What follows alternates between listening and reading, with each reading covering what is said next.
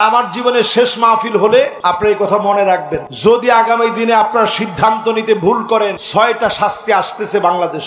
1 number শাস্তি, আল্লাহর নবী জানায় গেলেন 1 নম্বরে যেটা হবে ইমারাতুস সুফাহা, নির্বোধরা ক্ষমতার মসনদে বসবে, নির্বোধরা ক্ষমতা চালাবে। আগে যেমন আপনারা দিনের কথা বলে মাজলুম হয়েছেন, সামনের দিনেও মাজলুম হওয়া লাগবে, ঠিক কিনা বলে। 2 নাম্বার শাস্তি নবীজি বলে গেছেন 1500 বছর আগে, কাসরাতুস শর্ত, নতুন নতুন শর্ত আসবে। এটা বললে মৌলবাদী, ওটা বললে রাজাকার, ওটা বললে জঙ্গি, এরকম নানান নতুন নতুন শর্ত চলে আসবে, ঠিক কিনা বলে। 3 নম্বরে নবীজি বলছেন বিয়াউল হক, টাকার বিনিময়ে আইন আদালত বিক্রি হবে। জায়গায় জায়গায় টাকার কারণে আইন আদালত বিক্রি হয়ে যাবে, 1500 বছর আগে নবীজি বলে গেছেন। 4 নম্বরে নবীজি বলেছেন ইস্তিগফাফাম বিদ্দাম, 4 দিকে জেনোসাইড হবে, ঘরে ঘরে রক্তক্ষয়ী যুদ্ধ লেগে যাবে, যেটাকে আমরা বলি আমাদের ভাষায় গৃহযুদ্ধ, এটাকে বলে গৃহযুদ্ধ, ঘরে ঘরে যুদ্ধ, জেনোসাইড লেগে যাবে, চতুর্দিকে রক্তপাত হবে। আল্লাহর হস্তে এই দৃশ্যটা বাংলাদেশ যেন না দেখে, এজন্য বলবো সব ভুলে যান, সবাই এক হয়ে যান। যদি এখনো না হন, শকুনের দৃষ্টি আমাদের দিকে আজও পড়ে আছে। আপনি এটা মনে করেন না তারা আমাদেরকে ছেড়ে দিবে। বাংলাদেশের মানচিত্রের দিকে তাকায় দেখেন, যারা আমার মানচিত্রকে গিলে খেয়েছে ওরা আমার শান্তি কোনোদিন দেখতে পায় না, আমার শান্তি তাদের সহ্য হয় না, তারা কোনোদিন আমাদের বন্ধু হতে পারে না। এজন্য পরিষ্কারভাবে সজাগ হন। 5 নম্বরে নবীজি বলেন আযাব এমন আসবে, কাতিয়াতুর রহিম, আত্মীয়তার সম্পর্ক ছিন্ন হয়ে যাবে, ভাই ভাইরে চিনবে না, আপনজন বলে বুঝবে না, রাজনীতির কাছে অন্ধ হয়ে যাবে। আজকে তাকালে তা মনে হয় রাজনীতির কাছে এত অন্ধ হয়ে গেছি, পাথর দিয়ে মানুষকে পিটা পিটা মারলেও মানবতা আছে বলে আমাদের কাছে মনে হয় না। পিটা পিটা মারলো, সারা দুনিয়া মনে করে মানবতা লঙ্ঘিত হয়েছে, কিন্তু আমাদের দিল কাঁপে না। সামান্য টাকার জন্য এই যে গতকালকে একজন আলেমে দ্বীনকে ভোলায় শহীদ করা হয়েছে, আপনি দেখেন কতগুলো আঘাত তার বুকে করা হয়েছে, কতগুলো আঘাত তার পেটের মধ্যে করা হয়েছে। যদি এই দিনটা আপনারা দেখতে না চান, আল্লাহর কোরআনের দিকে আসেন।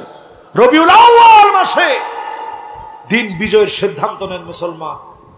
এই মাহফিলের পরে ঠান্ডা মাথায় নিজের একটু বুঝেন, আমি তো নবীর উম্মত, যে নবী আমারে না দেখে আমারে দেখার জন্য আফসোস করেছে, সে নবীর উম্মত কেমনে করে শুধু দুনিয়ার পিছনে ঘুরে। নবীজি বলছেন ওই লোকটার দিকে আল্লাহ পাক কিয়ামতের দিন তাকাবেন না, কথা বলবেন না, তার দিকে দয়া দেখাবেন না, যেই লোকটা রাজুলুন বায়আ রাজুলান লা ইউবাইউহু ইল্লা দুনিয়া, শুধুমাত্র দুনিয়ার জীবনে একজনের কাছে গিয়ে বলছে আজকে থেকে নেতা আপনার বায়াত নিলাম, উদ্দেশ্য হচ্ছে শুধু দুনিয়া। উদ্দেশ্য কি? 6 নম্বর বলছিলাম যে আযাব আসবে, সে আযাবের নাম আকাল্লুহুম ফিকহান, যাদের বুঝ নাই, যাদের জ্ঞান নাই, যারা নির্বোধ, তারা জাতির ক্ষমতায় আসতে পারে যদি আপনারা ভুল করেন। ঠিকটা আর একটু আস্তে কর। আমি রাসূলুল্লাহর হাদিস বলছি, এটা আমার বানানো গল্প বলি না, কোরআন আর হাদিস থেকে এর বাহিরে গিয়ে একটি কথাও আমি বলার চেষ্টা করি নাই। সূরা আল বাকারায় 151 নং আয়াতে কারিমার 10টি শিক্ষা আপনাদেরকে বোঝানোর চেষ্টা করেছি। নবী এই পৃথিবীতে যে মিশন নিয়ে আসলেন, সে মিশন হচ্ছে লা ইলাহা ইল্লাল্লাহ মুহাম্মাদুর রাসূলুল্লাহ সাল্লাল্লাহু আলাইহি সাল্লাম, সিদকান মিন কলবিকুম আও নাফসিকুম, মন থেকে যদি আমরা পড়তে পারি, অবশ্যই যিনি আমাদেরকে কবুল করে নেবেন তিনি কে? সেই নবীর উম্মতেরা। নবীজি আমাদেরকে আদর করে বলছেন লাওয়াদিতু আন্না قد رأينا إخواننا আমার মনটা বড় চায় এক নজর যদি আমার ভাইগুলাকে দেখতে পেতাম। সাহাবায়ে কেরাম বড় আফসোস করে বলে, ও নবী, আলাসনা ইখওয়ানুক, আমরা কি আপনার ভাই না? যেই সাহাবীরা নবীর জন্য জীবন দিতে পারে, যেই সাহাবীরা নবীর জন্য হিজরত করতে পারে, যেই সাহাবীরা ঘর ছাড়তে পারে, বাড়ি ছাড়তে পারে, সব ছাড়তে পারে, সেই সাহাবীরা ডাক দিয়ে বলে, নবী, আমরা কি আপনার ভাই না? আল্লাহর নবী বলেন, না, তোমরা আমার ভাই নও, বাল আনতুম আসহাবী, তোমরা তো আমার সাহাবী।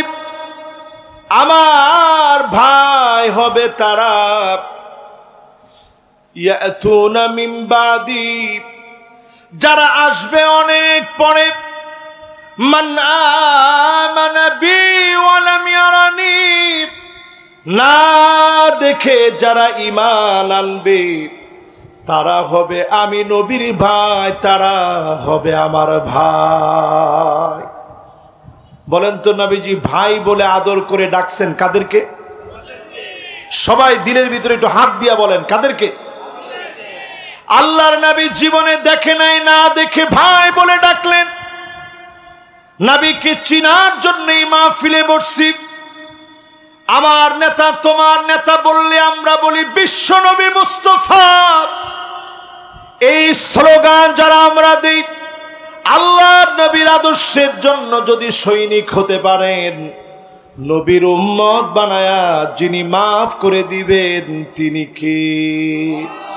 নবীজি দুনিয়াতে আসলেন, ওয়ামা আরসালনাকা ইল্লা রাহমাতাল লিল আলামিন।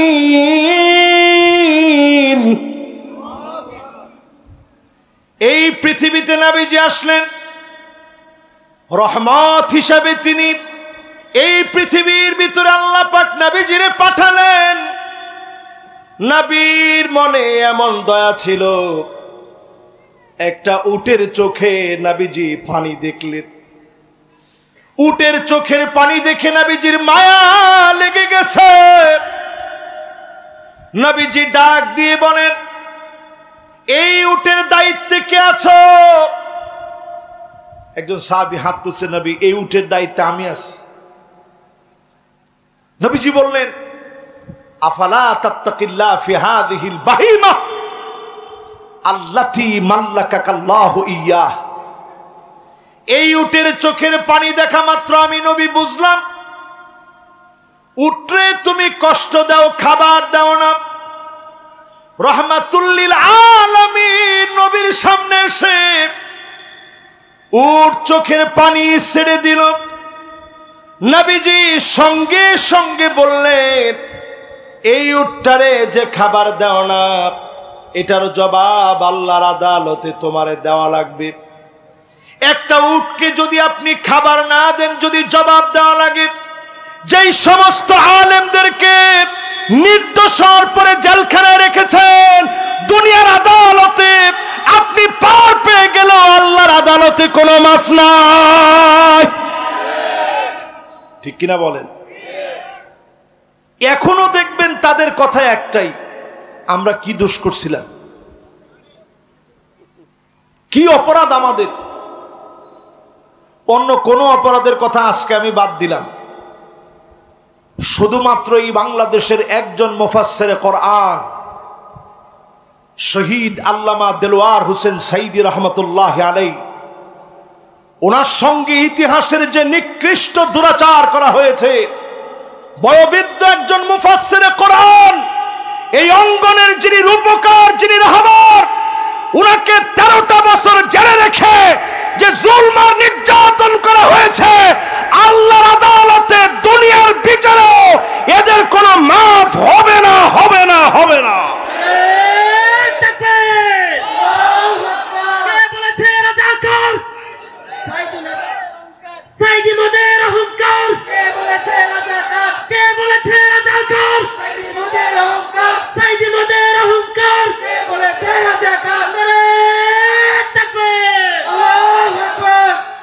এবার আপনারা আমার একটু বলেন তো দেখি, সাইদি সাহেবের ওয়াজে মানুষের দিল পরিবর্তন হতো কি হতো না? উনি শেষমেশ একটা হাসি যে দিলেন, তিনি বুঝায় দিয়ে গেলেন, জালেমেরা শুনে রাখো, আজকে হয়তো তোমরা আমারে বাঁচতে দিচ্ছ না, কিন্তু একজন মাজলুম আলেম কখনো জালেমদের জুলুম আর নির্যাতনে পড়ে, কখনো একজন মাজলুম, কখনো তার হাসি তোমরা কেড়ে নিতে পারো নাই। আল্লামা সাঈদী শেষ হাসি দিয়ে বুঝায় দিলেন, জালেমরা তোমরা জুলুম করতে পারো, মাজলুমের ইমানি হিম্মতকে তোমরা কেড়ে নিতে পারো নাই, পারো নাই, পারো নাই। যাদেরকে ফাঁসির দিকে নিয়ে গেছে, একজনকেও টেনে হিচড়ে নিয়ে যেতে হয়নি। তিনি নিজে বলে গেছেন যে ঠিক আছে, অসুবিধা নাই, টাইম হইলে আমার ডাক দিও, আমি একটু ঘুমায় নি। ঘুম থেকে উঠে অজু বানায়া আল্লাহকে শেষবারের মতো ডেকে তারপরে ফাঁসির মঞ্চের দিকে গেছে।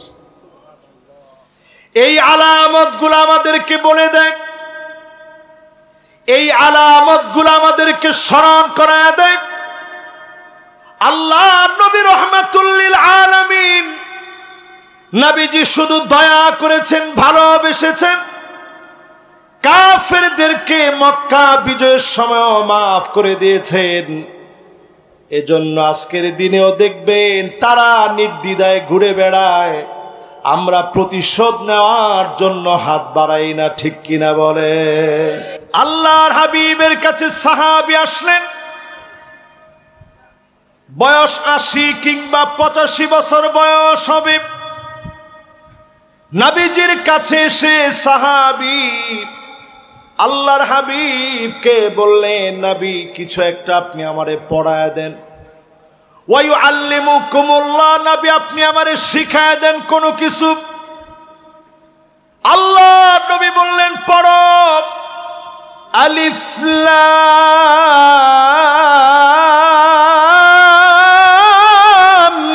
মিম।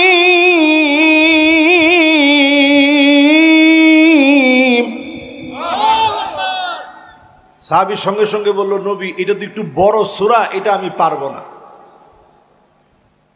নবীজি বললেন, ঠিক আছে তাইলে পড়ো, হামিম।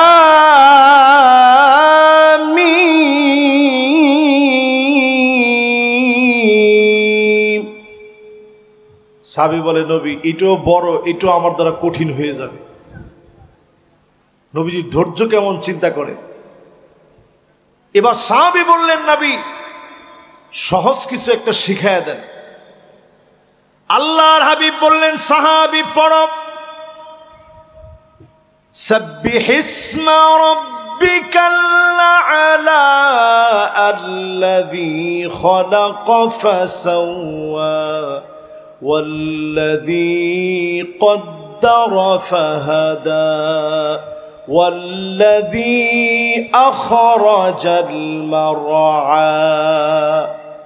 সাহাবী বলে, নবী এটাও কঠিন লাগে, সহজ কিছু একটা পড়া। নবীজি বললেন, তাহলে পড়ো, ইযা যুলজিলাতিল আরদু জিলজালাহা ওয়া আখরাজাতিল আরদু আথকালাহা وقال الإنسان ما لها يومئذ تحدث أخبارها بأن ربك أوحى لها يومئذ يصدر الناس أشتاتا ليروا أعمالهم فمن يعمل مثقال ذرة خيرا يره ومن يعمل مثقال ذرة شرا يره।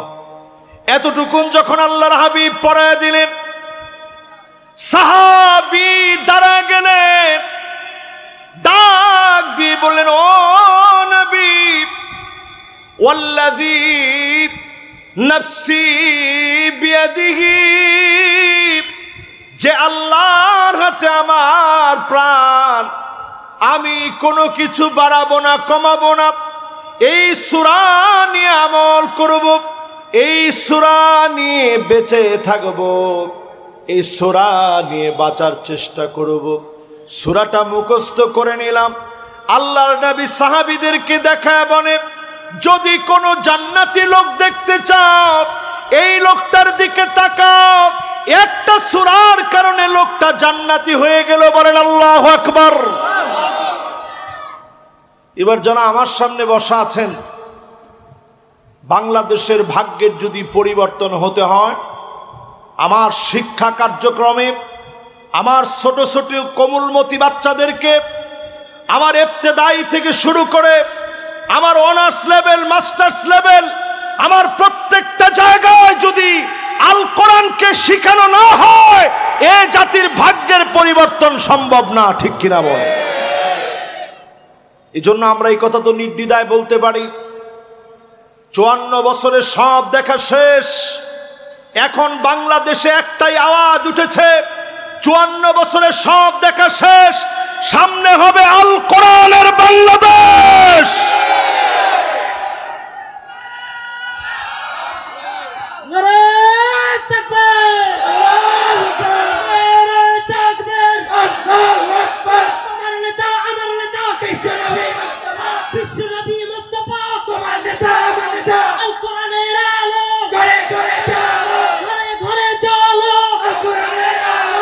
চলুন এবার আমরা সামনের দিকে যাই। মাশাআল্লাহ, এখনো উনি চাচ্ছে ঘরে ঘরে জ্বালাইতে।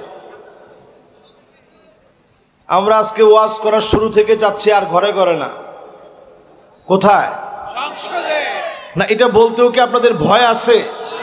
কোথায়?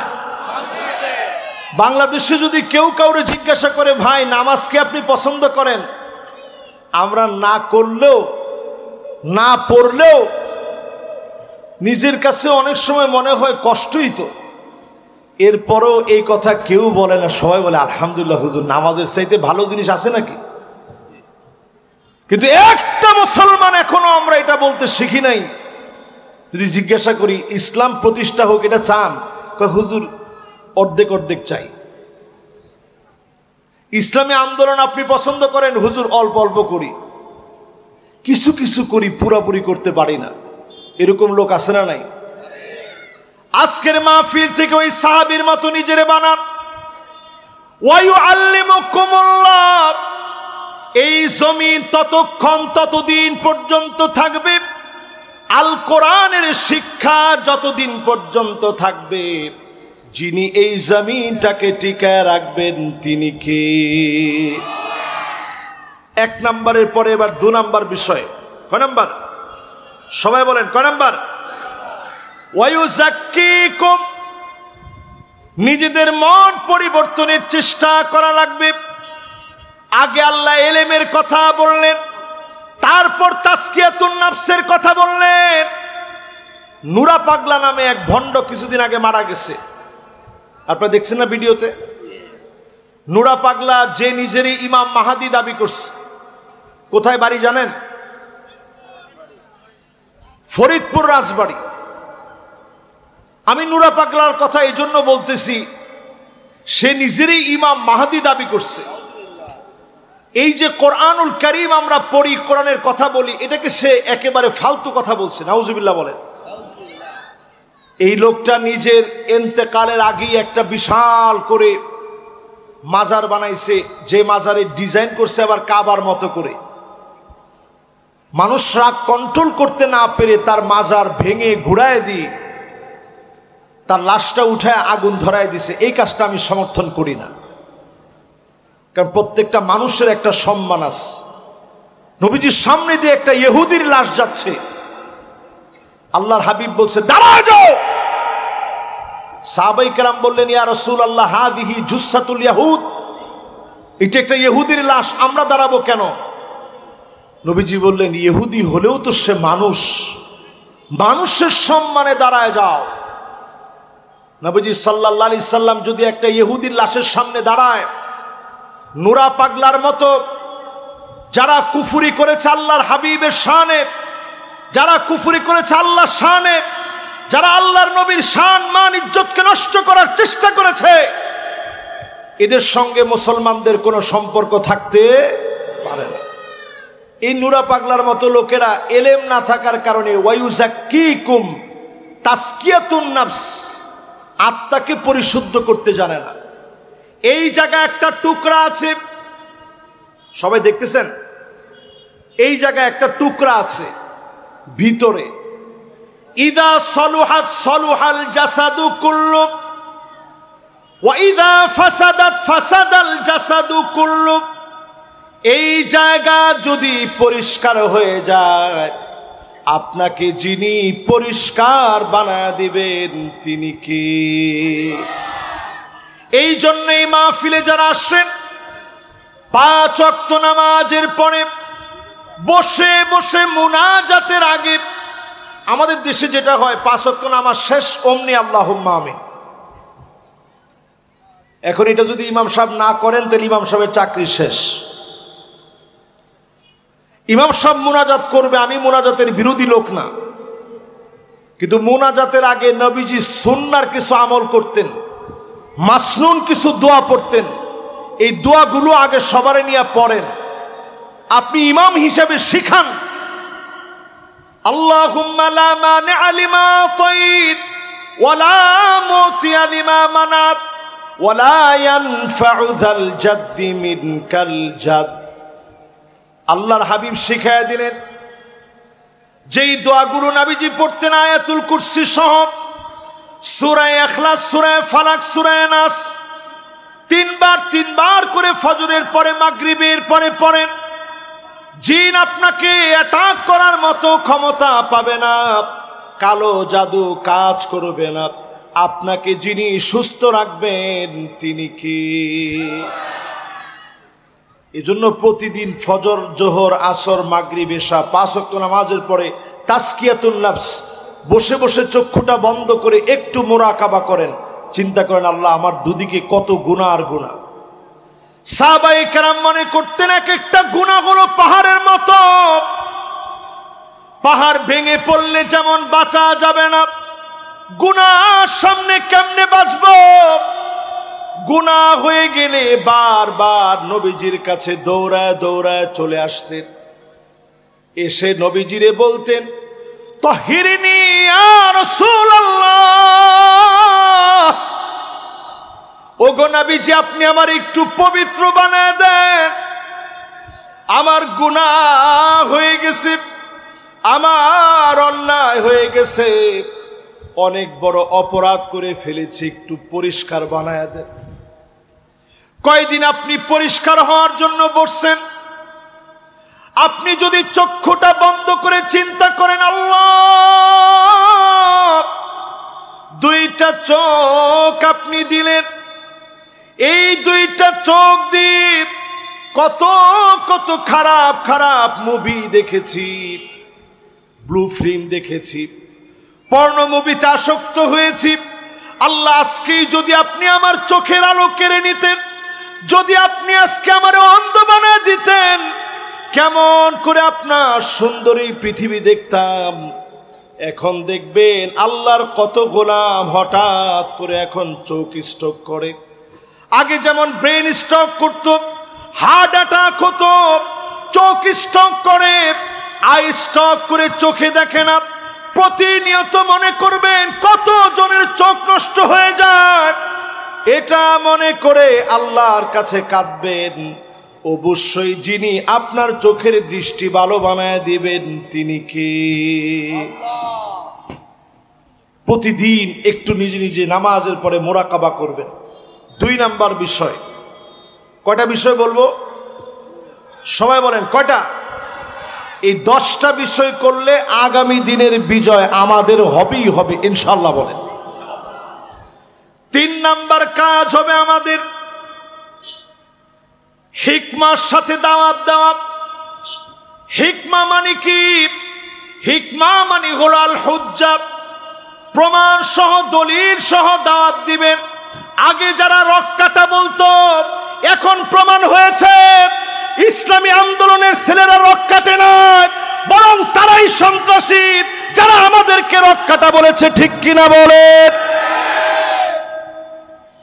একটু তাকায় দেখেন, এখনো তাদের গুন্ডামি শেষ হয় নাই। কখনো রিক্সাওয়ালার শুরুতে,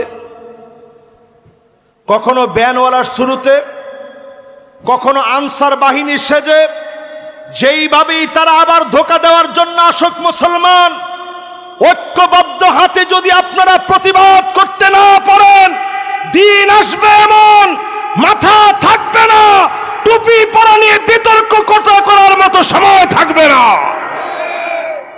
এজন্য এখন পাঁচকলি না কেমন টুপি এগুলা নিয়ে বিতর্ক করেন না, এই সব বাদ দিয়ে হিকমত সহকারে দাওয়াত দেন।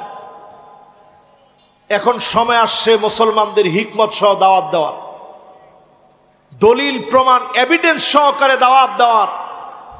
16টা বছর ধরে আপনি তাকায় দেখেন, দিনের পর দিন জুলুম হয়েছে, আমরা ভাঙচুর চালাই নাই, দিনের পর দিন তারা অত্যাচার করেছে, নীরবে আমরা সহ্য করেছি। ঠিক কিনা বলে?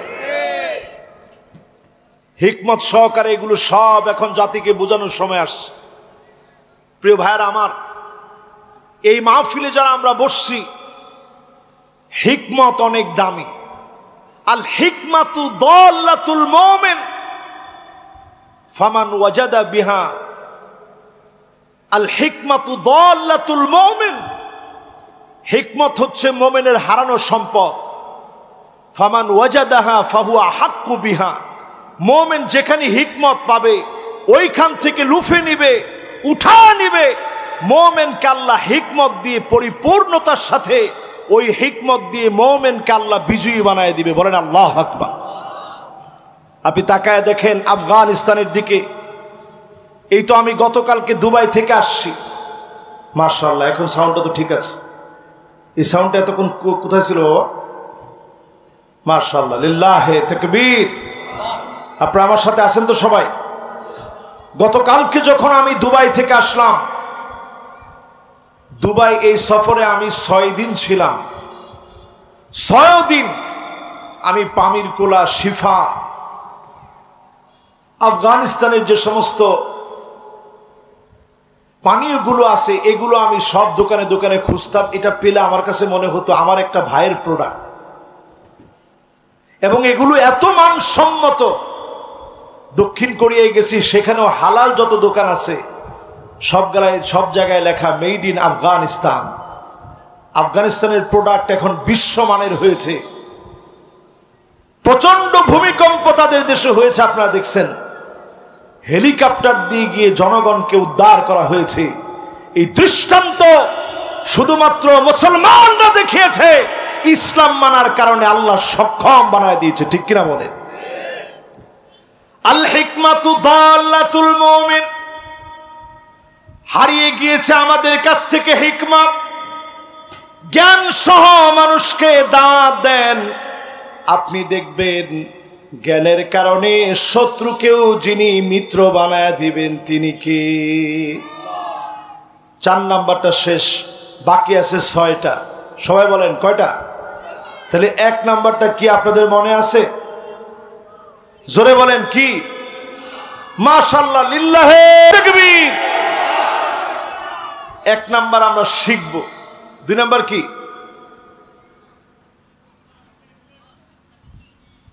2 নাম্বার মাঝে মাঝে তাজকিয়াতুন নাফস, মুরাকাবা করবে। চুপচাপ বসে বসে এই জায়গাটা পরিষ্কার করার চেষ্টা করবে। 3 নাম্বার কি? মাত্র যেটা বলছি ভুলে গেছেন? হিকমা। জোরে কি? সবাই বলি 3 নাম্বার কি? এরপরে 4 নাম্বারে প্রিয় ভাইরা আমার, 4 নাম্বার আমাদের কাজ হচ্ছে, নবীজি পৃথিবীতে দাওয়াত নিয়ে আসলেন। ওয়ায়ুআল্লিমুকুম মা লাম তাকুনু তা'লামুন, যা তোমরা জানতে না তিনি তোমাদেরকে জানিয়েছেন। 4 নাম্বার আমাদের কাজ হবে ধরে ধরে মানুষকে জানানো, মানুষকে বোঝানো, মানুষের সঙ্গে মিশা, মানুষের সঙ্গে এমন ভাবে মিশবে শত্রু যেন মিত্র হয়ে যায়।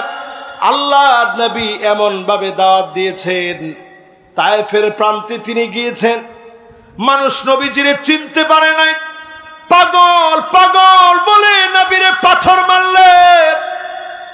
রক্তের কারণে নবীজির জুতা মোবারক আটকে গিয়েছে। আল্লাহর নবী বারবার জ্ঞান হারিয়ে ফেলেছে। নবীজির যখন জ্ঞান ফিরেছে আবার পাথর মেরেছে।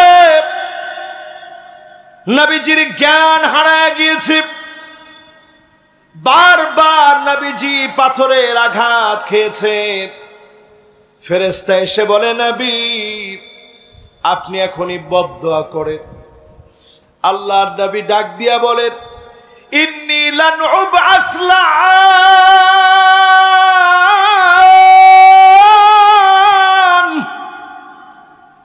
আমি নবী বদদুয়া করার জন্য আসি নাই, বদদুয়া দেওয়ার জন্য আসি নাই। আল্লাহর নবী বদদুয়া দেন নাই। ফলশ্রুতিতে বাংলাদেশ পর্যন্ত শুধু না, প্রান্তে প্রান্তে যিনি কালেমার দাওয়াত পৌঁছায় দিয়েছেন তিনি কি? এবার একটা প্রশ্ন করি আপনাদেরকে, আমরা কারা? মাশাআল্লাহ, একজন বলছে হুজুর মুসলমানেরা। আমরা কারা? আর যেই তো রবিউল আউয়াল বলেন আমরা নবীর উম্মতেরা। কারা? সেই নবীর উম্মতেরা। নবীজি আমাদেরকে আদর করে বলছেন, লাওয়াদিতু আন্না কদ রাআইনা ইখওয়ানানা, আমার মনটা বড় চায় এক নজর যদি আমার ভাইগুলাকে দেখতে পেতাম। সাহাবায়ে কেরাম বড় আফসোস করে বলে, ও নবী আলাসনা ইখওয়ানুক, আমরা কি আপনার ভাই না? যেই সাহাবীরা নবীর জন্য জীবন দিতে পারে, যেই সাহাবীরা নবীর জন্য হিজরত করতে পারে, যেই সাহাবীরা ঘর ছাড়তে পারে, বাড়ি ছাড়তে পারে, সব ছাড়তে পারে, সেই সাহাবীরা ডাক দিয়ে বলে, নবী আমরা কি আপনার ভাই না? আল্লাহর নবী বলেন, না তোমরা আমার ভাই নও, বাল আনতুম আসহাবি, তোমরা তো আমার সাহাবী। আমার ভাই হবে তারা, ইয়াতুনা মিন বাদি, যারা আসবে অনেক পরে, মান আমানা বি ওয়া লাম ইয়ারানি, না দেখে যারা ঈমান আনবে তারা হবে আমি নবীর ভাই, তারা হবে আমার ভাই। বলেন তো নবীজি ভাই বলে আদর করে ডাকছেন কাদেরকে? সবাই দিলের ভিতরে একটু হাত দিয়া বলেন কাদেরকে? আল্লাহর নবী জীবনে দেখে নাই, না দেখে ভাই বলে ডাকলেন। নবীকে চিনার জন্যই মাহফিলে বসছি। আমার নেতা তোমার নেতা বললে আমরা বলি বিশ্ব নবী মুস্তাফা। এই স্লোগান যারা আমরা দিই, আল্লাহর নবীর আদর্শের জন্য যদি সৈনিক হতে পারেন, নবীর উম্মত বানায়া যিনি মাফ করে দিবেন তিনি কি?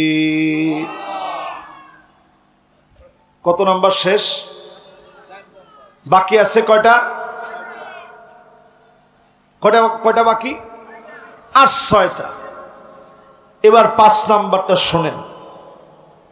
নবীজি দুনিয়াতে আসলেন, ওয়ামা আরসালনাকা ইল্লা রাহমাতাল লিল আলামিন।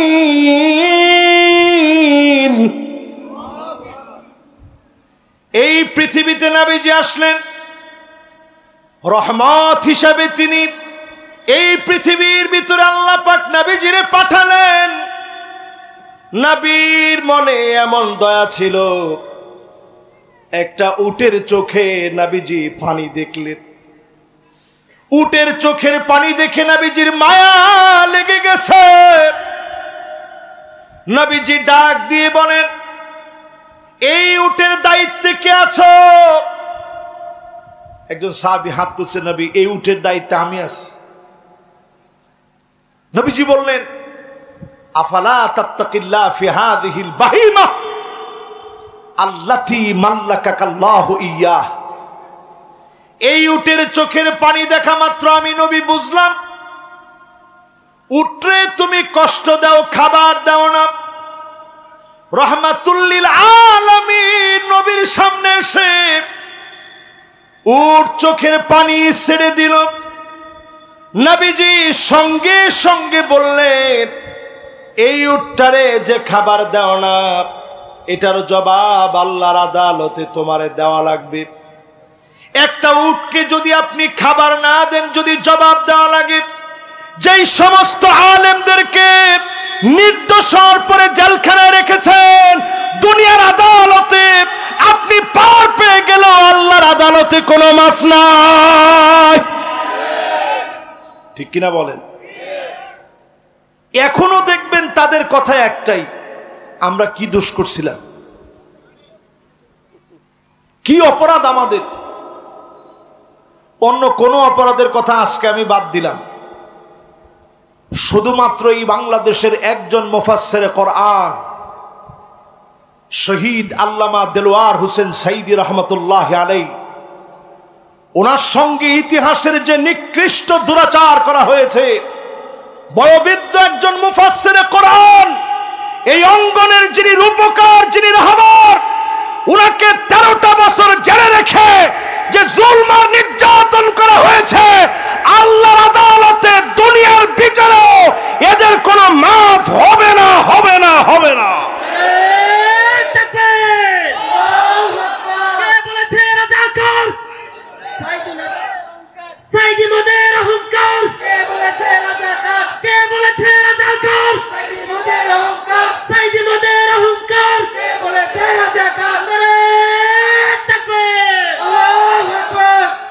এবার আপনারা আমার একটু বলেন তো দেখি, সাইদী সাহেবের ওয়াজে মানুষের দিল পরিবর্তন হতো কি হতো না?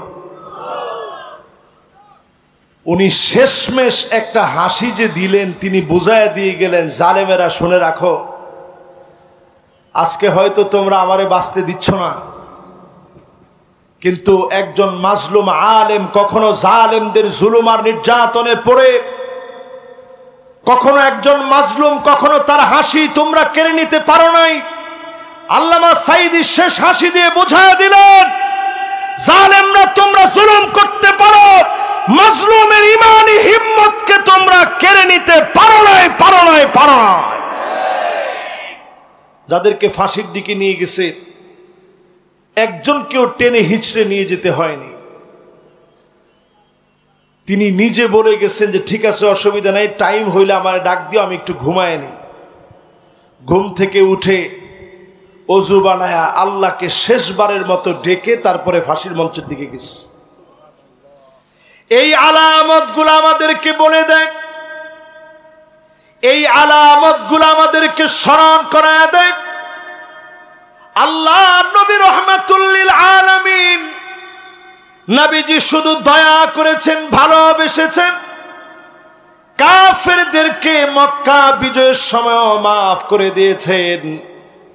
এজন্য আজকের দিনেও দেখবেন তারা নির্দ্বিধায় ঘুরে বেড়ায়, আমরা প্রতিশোধ নেওয়ার জন্য হাত বাড়াই না। ঠিক কিনা বলে? এরপরে প্রিয় ভাইরা আমার, কয় নাম্বার? সবাই কন, কত নাম্বার? 5 নম্বরের পরে কত হয়? এবার 6 নাম্বারটা মনোযোগ দিয়ে শুনেন। আপনাদের মনোযোগ আছে তো ইনশাল্লাহ? আমার আগামী দিন 19 ঘন্টার ফ্লাইটে যেতে হবে মরক্কো, কিন্তু আজকের ওয়াজটার ভিতরে আমার একটু মনে চাচ্ছে দিলটা ভরে একটু ওয়াজটা করি। কেন জানেন? হইতো তো পারে এটা আমার জীবনের শেষ ওয়াজ। এজন্য আজকের ওয়াজটার ভিতরে আমার মনে চাচ্ছে যে একটু রসুলের পুরা জীবনীটা সংক্ষেপে আগামী দিনের বিজয় সহ একটু বুঝাই দিয়ে যাই। তাহলে বাকি আছে কয়টা? এই চারটা একটু মনোযোগ নিয়ে শুনেন। এরপরে আমার ভাইয়েরা, নবীজি সাল্লাল্লাহু আলাইহি সাল্লাম এই পৃথিবীতে আসলেন উম্মতদের জন্য।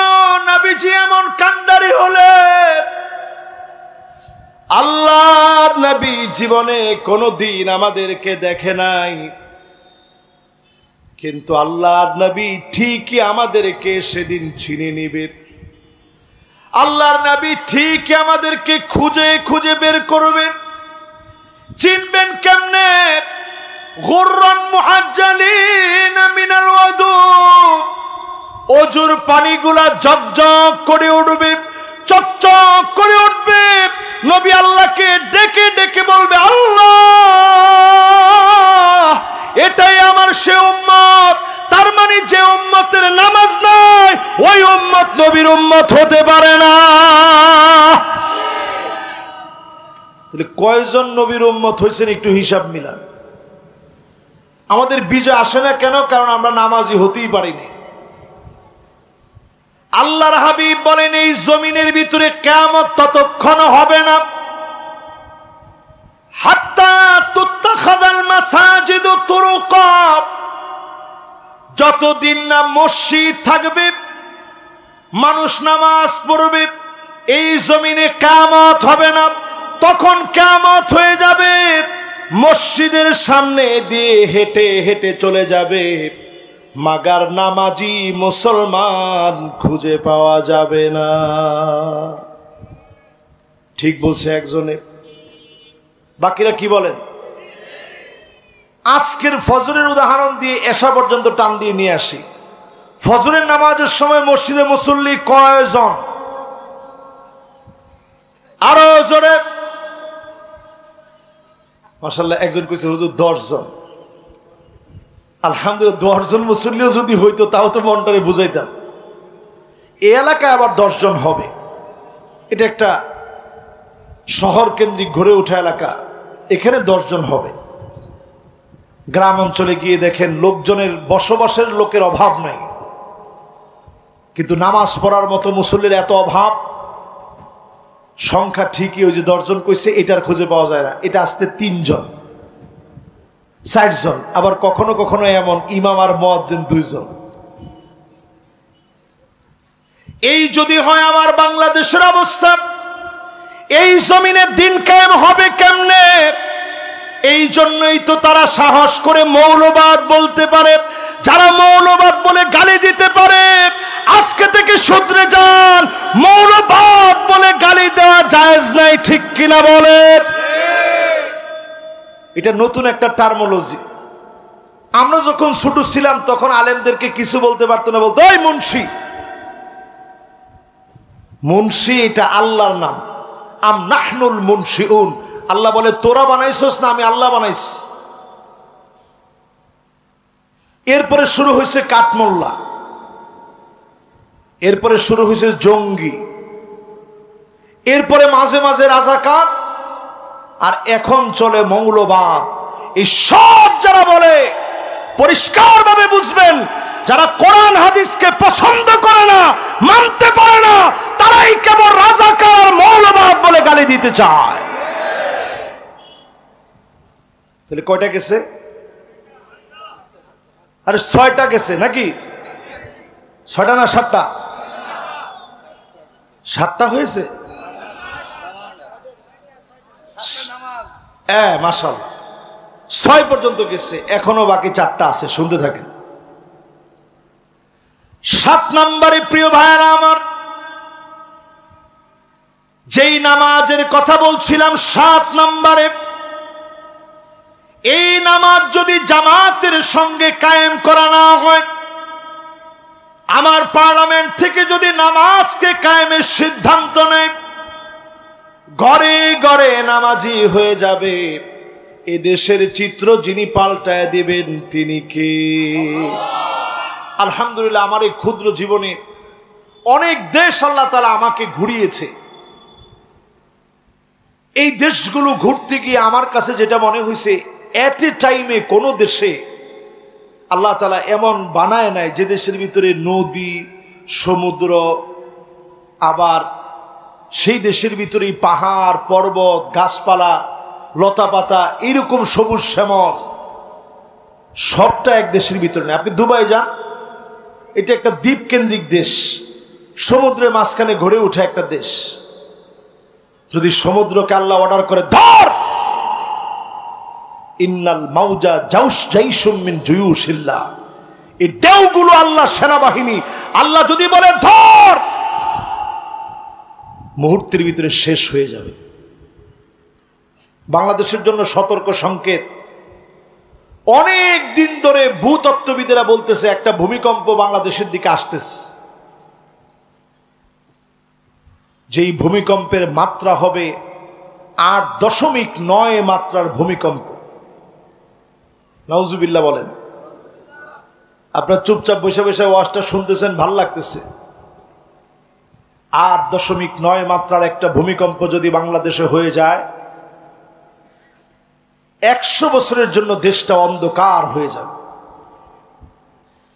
কিন্তু আপনি চিন্তা করেন, করোনা আসলো এই দেশে, সারা দুনিয়া প্রকম্পিত হয়ে গেল, সারা দুনিয়ার মানুষ তটস্থ হয়ে গেছে। কিন্তু বাংলাদেশে তার রহমতে, তার গোলামদেরকে ভালোবেসে আমার আল্লাহ দয়া করে, মায়া করে এই মানুষগুলার দিকে তাকায় করোনার প্রকট আচরণ দেখায় নাই। সারা বিশ্ব বলেছিল বাংলাদেশ সবচেয়ে ক্ষতি হবে, মানুষ রাস্তায় রাস্তায় পড়ে থাকবে, জনসংখ্যা নিঃশেষ হয়ে যাবে। ঠিকই করোনা এসেছিল, আবার চলে গিয়েছে। বাংলাদেশের মানুষকে যিনি হেফাজত করেছেন তিনি কি? এই জন্য ভূমিকম্প হবে হবে সবাই বলে। এই ভূমিকম্প, ছোট ছোট ভূমিকম্প অনেকবারই হয়েছে ফজরের নামাজের সময়। দেখছেন আপনারা, রাত্রে ঘুমায় আসেন, তখন 3টা-4টার দিকে ভূমিকম্প বাড়িয়ে দিছে। আল্লাহ বুঝাই দিছে, গোলাম ওঠ, নামাজের জন্য দাঁড়ায় যা।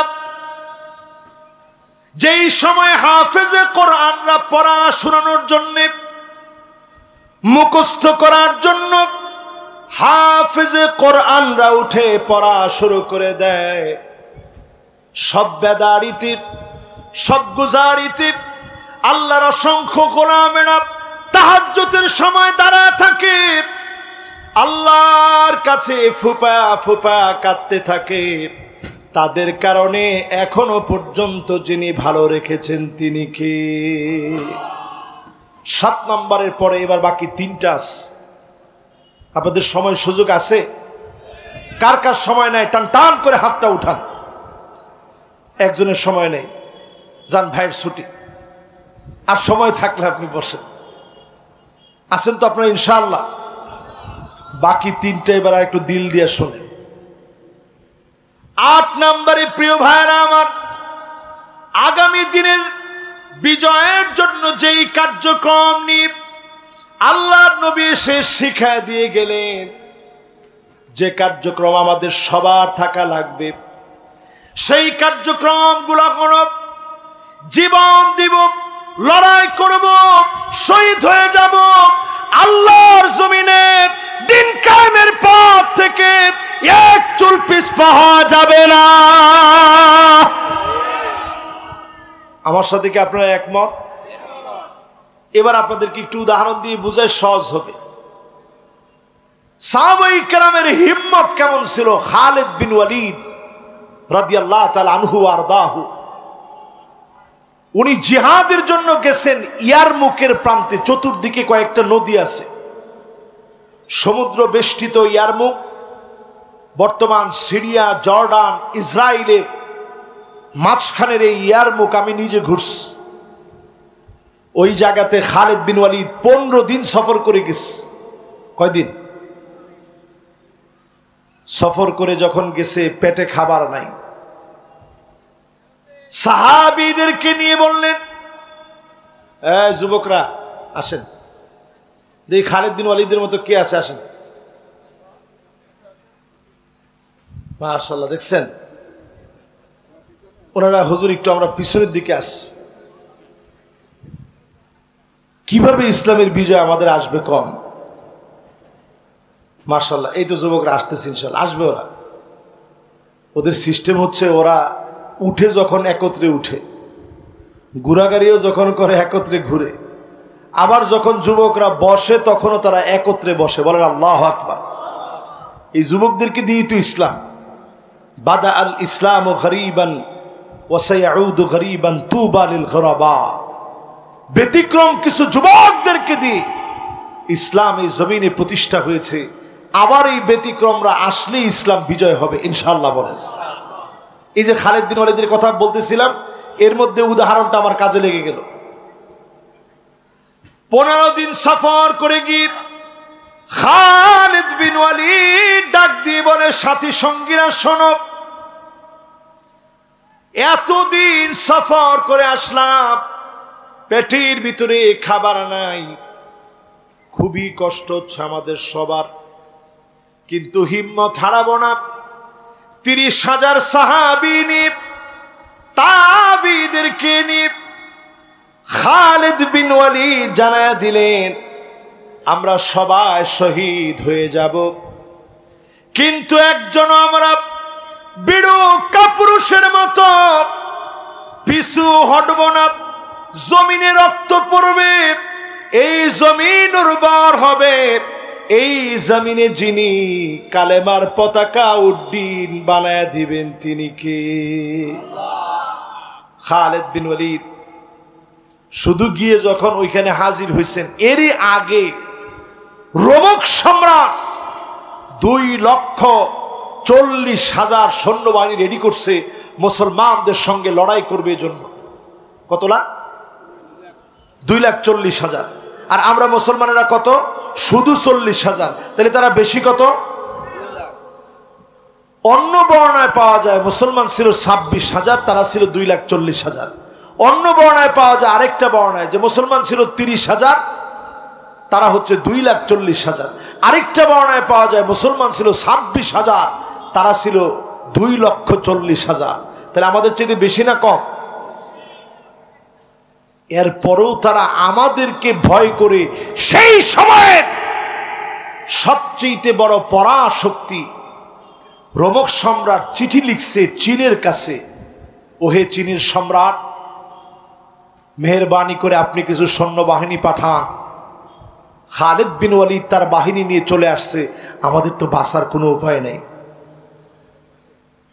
চীনের সম্রাট উল্টা চিঠি লিখে জানায় দিছে, ইন্না কাওমান লাউ আরাদু আইয়াখলা আল জাবাল লাখালাউ।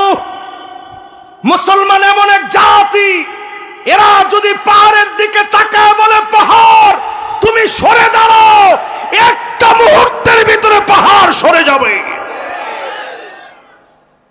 আজকে বড় আফসোস, সেই মুসলমান আমরা, সারা দুনিয়াতে 2 কোটি মুসলমান আজকে মার খাচ্ছে। আজকের রাত্রে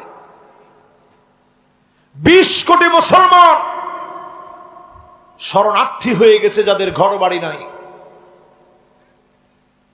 কিন্তু আমাদের আশা আমরা কখনো হারাই না। এমনও ছোট বাচ্চা, সেই দিন আমি ভিডিও দেখলাম, ছোট বাচ্চাকে একজন সাংবাদিক প্রশ্ন করেছে, তোমার মাথার উপর দিয়ে বোমারু বিমানগুলা চলছে, তোমার কি ভয় লাগে না? ফিলিস্তিনের ছোট্ট বাচ্চা জবাব দিয়ে বলে, আমার মাথার উপর দিয়ে বোমারু বিমান ঘুরছে, এতে করে আমি একজন মুসলিম হয়ে ভয় পাইতে পারি না, কারণ এরও অনেক অনেক উপরে আমার আল্লাহ। প্রিয় ভাইরা আমার, আমরা তো সেই সে জাতি যারা পাহাড়কে বললে পাহাড় দূরে সরে যাবে, ওই জাতি আজ মার খাচ্ছি, দিশে হারা হয়ে আছি। যদি মুসলমান উত্তরণের পথ খুঁজেন, ঐক্যবদ্ধ হওয়া লাগবে। নিজেদের ভিতরে ভেদাভেদ গুলো ভুলে গিয়ে এক হয়ে যদি আওয়াজ তুলতে পারেন, আগামী দিনে যিনি আমাদেরকে শক্তিশালী বানায় দিবেন তিনি কে? 8 নাম্বার শেষ। এবার আসেন কয় নাম্বার? 9 নাম্বারে প্রিয় ভাইরা আমার, প্রতিনিয়ত আল্লাহর উপরে তাওয়াক্কুল বাড়াবেন। লাউ ইয়াতাওয়াক্কালুনা আলাল্লাহি, আল্লাহর উপরে যদি হাক্কা তাওয়াক্কুলিহি, সঠিকভাবে যদি তাওয়াক্কুল করেন, একটা পাখি যেমন খালি পেটে বের হয়ে যায়, ভরা পেটে আবার যিনি ফিরে আনেন তিনি কে? আমার ভাইরা, একটু আল্লাহর উপরে তাওয়াক্কুল করেন। বাংলাদেশে আমরা সব দেখেছি, একটা বারের জন্য আপনারা ইসলাম দেখেন, একটা বারের জন্য ইসলামের দিকে আসেন, একটা বারের জন্য হিম্মত নেন, আল্লাহর উপরে তাওয়াক্কুল করেন। এদের সিঙ্গাপুর মুখে বলা লাগবে না, দুবাই মুখে বলা লাগবে না, এর চাইতে উন্নয়ন বাংলাদেশে হবে ইনশাআল্লাহ। বিশ্বাস হয় আপনাদের? এদেশের মানুষ আপনারা খারাপ মনে করেন, আমি আল্লাহর কসম করে বলি, বাংলাদেশের মানুষের মতো ভালো মানুষ নাই। ঠিকও কয় না, জোরে কন। আপনারা মনে করেন যে হুজুর এটা কথা হইলে আমাদের দেশের মানুষ ভালো। আমাদের দেশের মুষ্টিমেয় মানুষ ভালো, 2-1 খারাপ তো থাকি। যারা ভালো তাদের খবর নিয়ে দেখেন কেমন ভালো। আজকেও দেখা গেছে সামান্য একজন ভ্যান চালক 13 বড়ি স্বর্ণ পাইছে। বর্তমান স্বর্ণের দাম কি রেট? 1,80,000 টাকা। ভাইয়ের হাতে মোবাইল আছে, হিসাব বের করে ফেলছে। সর্বোচ্চ রেকর্ড এখন, আজকেও দাম বাড়ছে। 13 ভরি পাওয়ার পরেও ব্যানালা সে মনে করছে এটা তো আমার না। আপনি দেশের মানুষকে খারাপ করবেন কেমনে? আমাদের দেশের মানুষ ওয়াজ শুনে বসে বসে কান্দে, নিজের পকেটের টাকা দিয়ে এরকম মাহফিলের আয়োজন করে। আপনি দুনিয়া ঘুরে দেখেন, আধুনিকতা থাকতে পারে, কনসার্ট হতে পারে, উলঙ্গ নাচ হতে পারে, ড্যান্স হতে পারে, আল্লাহর কোরআনের এমন উন্মুক্ত তাফসীর পৃথিবীর ময়দানে আর নয়। আপনি দেশটাকে খারাপ বলবেন কেমনে? এদেশের মানুষ শহীদ আল্লামা দেলোয়ার হোসেন সাইদি রহমতুল্লাহ আলাইহির মতো একজন আলেম এদেশের মানুষ পেয়েছে। এদেশের মানুষ তাকে ভালোবাসা দিয়েছে। এদেশের মানুষের মুখে মুখে দাড়ি, মানুষের অন্তরে অন্তরে লালিত ঈমান, মানুষের জবানে জবানে কালেমার কথা, মানুষের ভিতরে ভালোবাসার প্রেমাস্পন বন্ধন, নবীজির প্রতি এমন ভালোবাসা, নবীর নাম বললে সাল্লাল্লাহু আলাইহি ওয়াসাল্লাম বলতে এই জাতি দ্বিধাবোধ করে না। ঠিক কিনা বলেন? ব্লগাররা যখন আমার নবীর বিরোধিতা করে, এটাই এমন দেশ যেই দেশে ফারাবির মতো ছেলেরা জীবন দিয়ে, ফারাবির মতো ছেলেরা মামলা হামলা হবে জানা সত্ত্বেও ব্লগারদের বিরুদ্ধে সোচ্চার হয়ে যায়। সুতরাং প্রিয় ভাইরা আমার, এদেশের মানুষকে খারাপ বলার কোনো সুযোগ নেই। এদেশের মানুষ নিশ্চয়ই আখিরি জামানায় অনেক বড় নেতৃত্ব দিবে বাংলাদেশ। ইনশাআল্লাহর আওয়াজটা একটু আস্তে হইছে, জোরে কোন। যে বাহিনী ইমাম মাহদী আলাইহিস সালামের শক্তিশালী বাহিনী হবে, ওই বাহিনীতে একদিনে হবে না। আপনি কি মনে করছেন ইউসলিহুল্লাহু লাহু লাইলাতান ওয়াহিদা, এক রাত্রির ভিতরে গোটা দুনিয়ার ভিতরে একটা আল্লাহ তাআলা পরিবর্তন দিয়ে দিবে? এটা সংঘবদ্ধ একটা গোষ্ঠীর মধ্য দিয়ে আল্লাহ তাআলা দান করবেন। ওই সংঘবদ্ধ গোষ্ঠী বাংলাদেশের অলিতে গলিতে সব জায়গায় তৈরি হচ্ছে। বুঝতে হবে, ঘরের ভিতরে এখন মহিলাদের আলামত, মা বোনদেরকে নিয়ে তেমন কোনো ওয়াজই করি নেই। এই পুরো ওয়াজটাই আমরা মা বোনদেরকে সহ করছি একত্রে। মা বোনদের সহ আজকে মাহফিলে বলে, যেহেতু অনেক মা বোন আসছেন, শেষ জামানায় মা বোনদের রুচি এমন হয়ে গেছে, 1 নাম্বার রুচির নাম আল্লাহ না। সব টাকা আমার লাগবে, আমার খাওয়া লাগবে, মাকে, বোনকে, ভাইকে, বাপকে 1 টাকা দেওয়া যাবে না, এমন বলনেওয়ালা স্ত্রী এখন আমাদের ঘরে ঘরে আসে না নাই? এদিকের লোকদের আছে, এদিকের লোকদের নাই। সব আমারে দাও, তোমার মা বাপ ভাই বোন এদেরকে 1 টাকা দিতে পারবা না, এমন মহিলা এখন আছে না নাই? এরপরে দেখবেন মান্না আলা খোটা দিবে কথায় কথায়, আমি দেখে আপনার ভাত খাইয়ে গেলাম, না হলে অন্য কেউ খাইতো না। এরকম মহিলা এখন আছে না নাই? প্রতিদিন কয়বার? হুজুর ভাত তো খাই 3 বার, কিন্তু ওই কথা যে কবার খাতে হয়, কবার যে খাওয়া লাগে হুজুর এটা বলতে পারবো না, হুজুর গুনে রাখি নাই তো। এরপরে দেখবেন হান্না আনা, আপনি বলছেন যে অনেক ক্লান্ত লাগতেছে, 1 গ্লাস পানি দেও দিনে। আরে বাপরে বাপ, আমি আপনার দাসীবান্দি হয়েছি তো পানি দিব? আপনার পানি আপনি নিয়ে খান। এরকম হয় কি হয় না? এরপরে দেখবেন কান্না আনা, এটা কিরকম? আপনার ছায়াই দেখতে পারে না, যেখানে আপনার দেখছি একটু আপনি বসছেন ডেলান দিয়ে, কয় উঠেন উঠেন এটা পরিষ্কার করুন। আপনাকে ঠিক আছে তাহলে খাটে গিয়ে বসি, গিয়ে একটু খাটে বসছেন, একটু পরে আইসা করে না ওই যে বিছনার চাদরটা চেঞ্জ করতে হবে, ময়লা হয়ে গেছে। আপনি চিন্তা করছেন এর সে থাক বাইরে চলে যায়, সেটাই ভালো।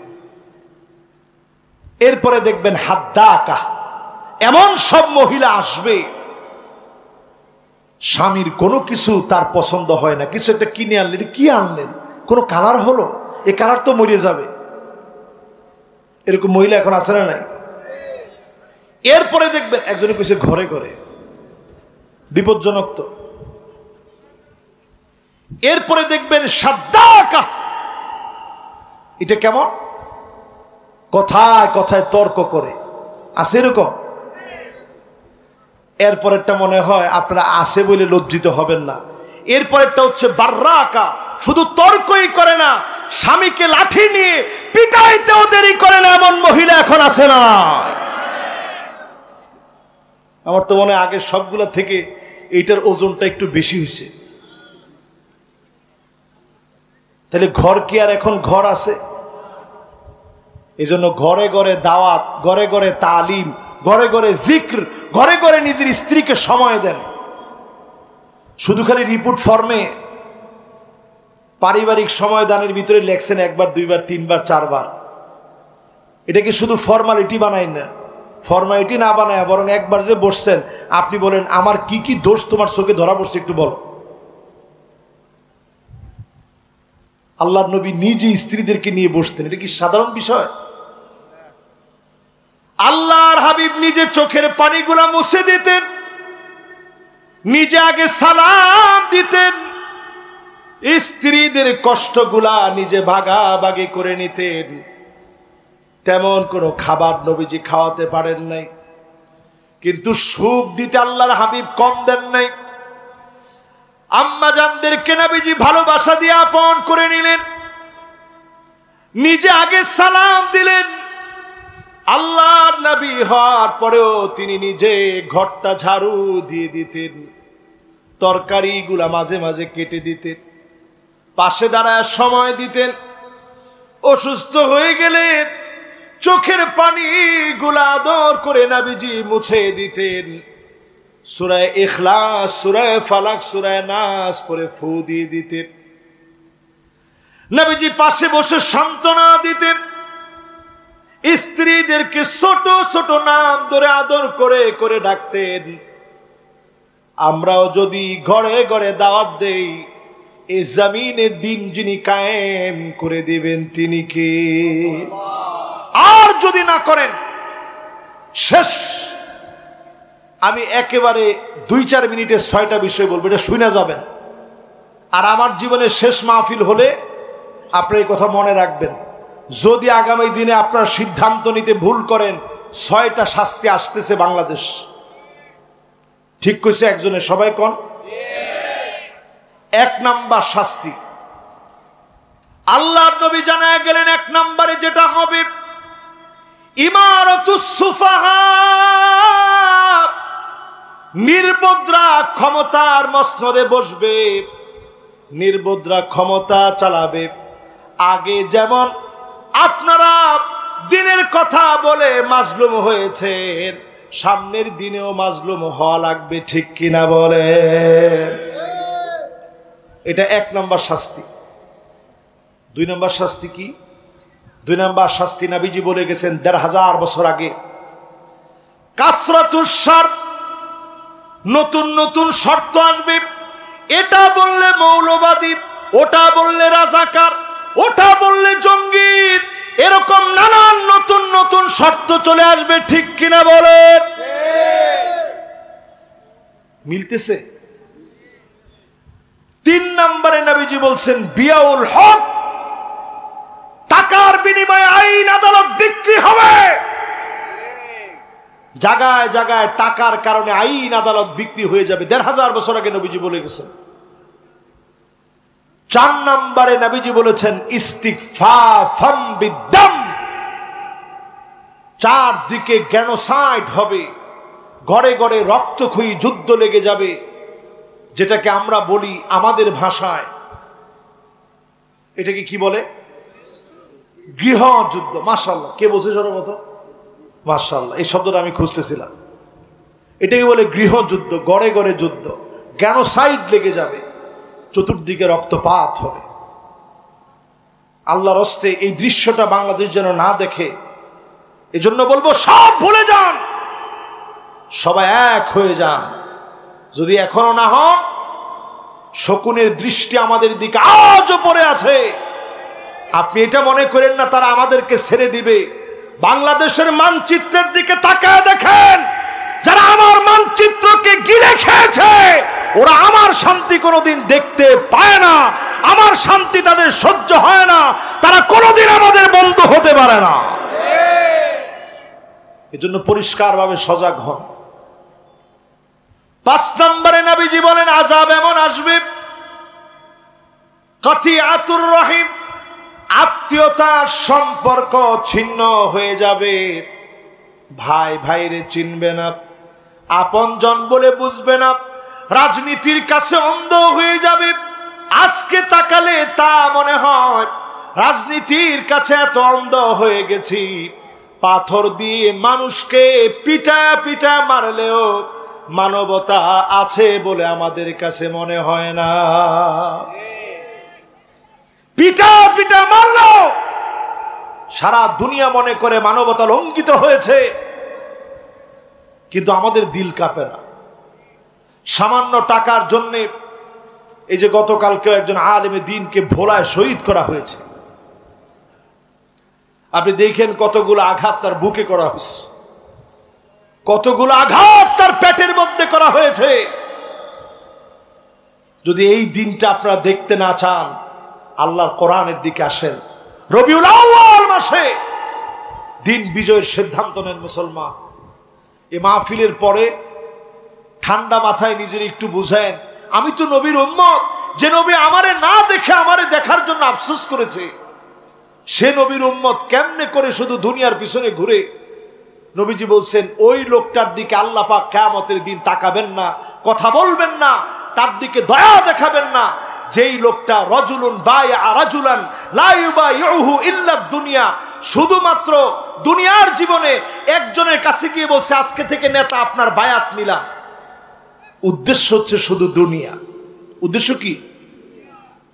ওয়া ইল্লা লাম ইয়াফি লাহু, সহিহ বুখারীর হাদিস, সহিহ মুসলিমে আসছে, যদি খালি বাজারের পথটা দেওয়া না হয়, বাজার কমিটির উনি একটা পথ চাইছিল, নেতা বলছে আরে না, এটা তো তোরে দেওয়া যাবে না, এটা অলরেডি বিক্রি হয়ে গিয়েছে।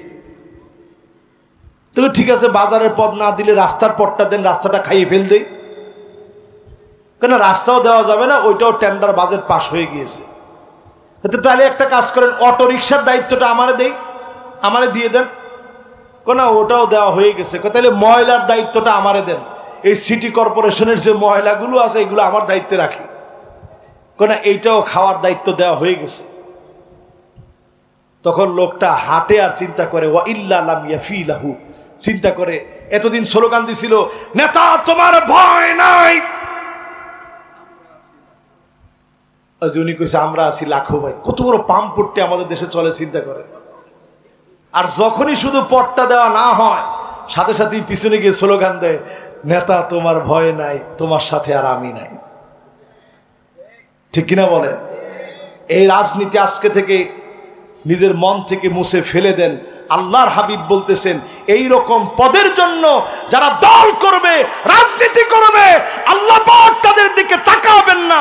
লা ইউকাল্লিমুহুমুল্লাহ ওয়ালা ইউযাক্কিহিম ওয়ালা ইয়ানজুরু ইলাইহিম। আল্লাহ দয়া দেখাবেন না, তাকাবেন না, মায়া দেখাবেন না। তাহলে আপনি করতেছেন কি? আল্লাহর দিকে আসেন। ষষ্ঠ নাম্বার বলছিলাম যে আযাব আসবে, সে আযাবের নাম আকাল্লুহুম ফিকহান।